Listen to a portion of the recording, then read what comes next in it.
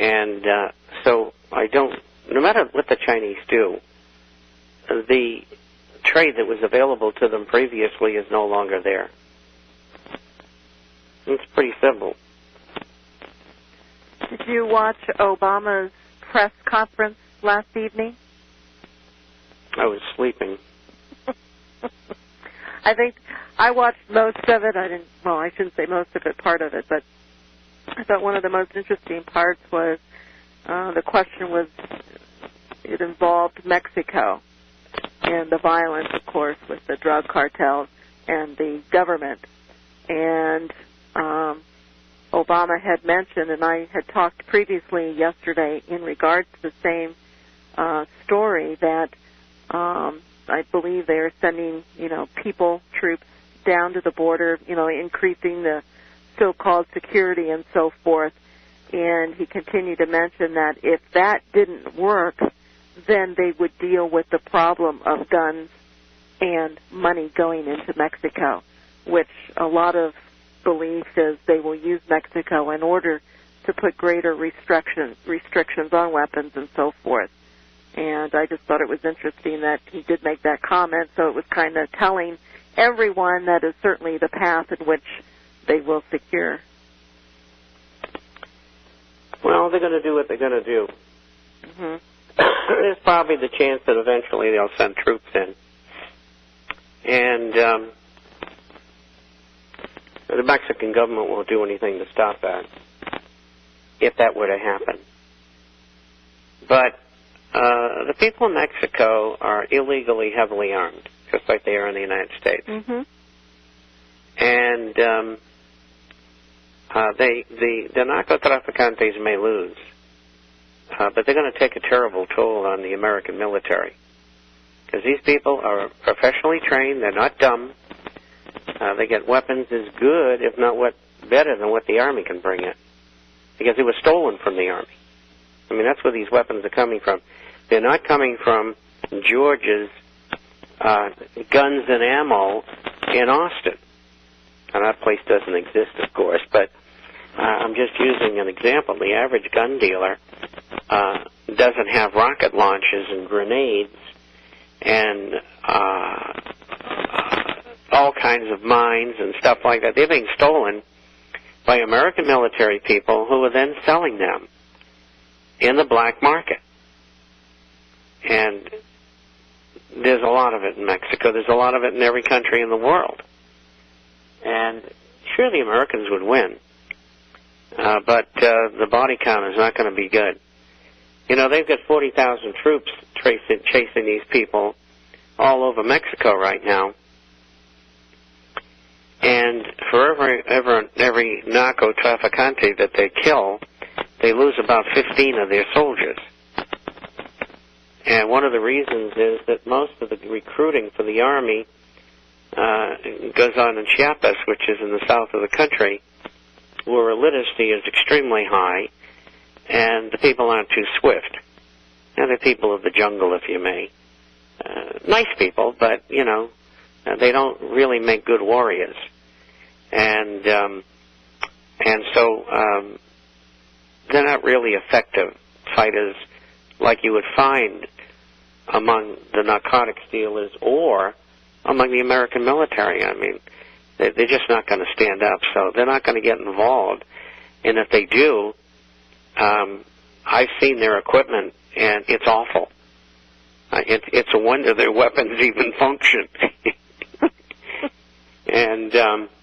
And so they may look good in their uniforms, but any well-trained American or any other well-trained person could probably wipe out 15 or 20 of them before they got knocked off.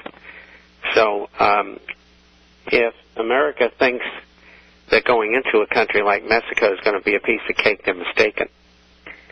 Well, how much of that info coming out of there is propaganda? It is. Now, a lot of people have been killed, and I'll tell you why they've been killed. First of all, the numbers vary over 2 years between 7,500 and 10,000. And of that group, perhaps 1,000 narcotics people were killed. approximately 1,000 troops were killed. Now, the other, we'll say it's 8,000 people that were killed by both. But the Army has killed more civilians than anybody else. I mean, they just shoot indiscriminately. I mean, I have people who report this stuff to me, and they know what they're talking about. So there's a war on between the Mexican government and the narcotics people, and rightly so. Now, the problem is the Mexican government can't handle it. On the other hand, America is being told by Mexico they have to stop these weapons coming into Mexico. And now what they're doing, they're going to use Agent Orange, which causes cancer, and they're going to go down up and down the Rio Grande River, and they're going to get rid of all the foliage, and they say people are hiding it. And then they're going to do a strip, and they're going to do the whole border. So we'll have, thousands and thousands of innocent border jumpers, we'll call them, who are going to die from their contact with Agent Orange. And I don't think that's a very good idea.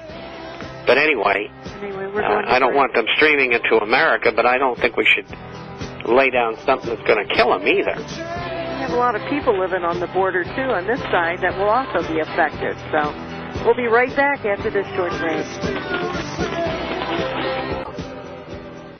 No Tennessee Ernie there. Thank you for joining us this afternoon. You're listening to Financial Survival, sponsored by Discount Gold and Silver Trading. I'm Melody Cedarstrom. If you would like a complimentary issue to the International Forecaster, give us a call at 1-800-375-4188. That is 800-375-4188. And Bob, you can please tell us about the International Forecaster.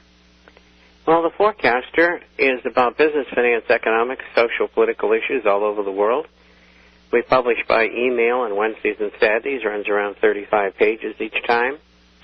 And we have a hard copy that goes out twice a month for those who are not on the Internet. If you'd like to go to our site, that address is theinternationalforecaster.com. The International FORECASTER.com. If you'd like to send us a message, our email address is bob@intforecaster.com. bob@intforecaster.com. 800-375-4188, and of course your gold and silver coins. Here at Discount Gold and Silver Trading, the $20 gold pieces, they had it is amazing. You have a $60 increase in gold, and you have a little bit of a pullback in the coins. Supply and demand, folks. There's something that's going on in the industry that I think it just shocked everybody, Bob, seeing a $60 increase in gold. And so there's some really good prices on gold coins.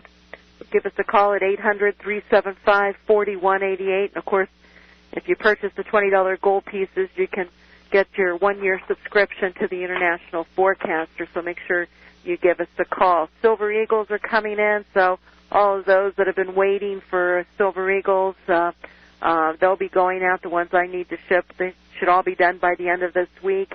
Most of my Silver Eagle, my past Silver Eagle orders, they're all booked and shipped.